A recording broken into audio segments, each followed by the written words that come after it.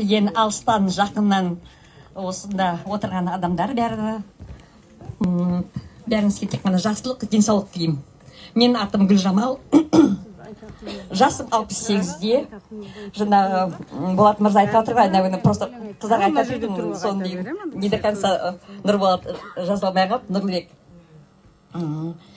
Мен 2009 жылдан бері учетта тұрам, сахарный диабет, ну и, разумеется, щитовидка, узловой зоб, гипоплазия, гипоплазия щитовидной железы дейді. Ну и букет болезни бәрімізде бар ғой, енді өмір болғасын, соншама жасқа енді бәрімізде мықты жас емеспіз енді деген.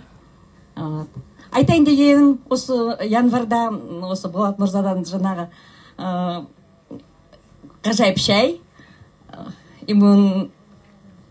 дыхательная, нет, сердечно-сосудистая и ерлерге арналған тоник, соны алып іштім. Бір 15-20 күнде бірақта деген, сол результатым уже деген, ана шайын шетін бастағасын бәрі кетті, нетті, қандай екен бәріңізді білесіңдер уже дейді, айтпай қойын. Ана щитовидная железа болғасында мен деген тынысым тарылып қалатын еді, жатқанда демала алмай прям деген қылғындыратын еді. Содан уже мне 3-ші ай кетті. Рахмет бірінші Аллаға дейді, содан кейін Асан Мырзаға дейді, содан кейін осы маркетингті основатель болып бәрін шығарған, біздерге деген жеңіл қылып шығарған Ардақ ханымға, сізге рахмет, Ардақ ханым ата енесіне.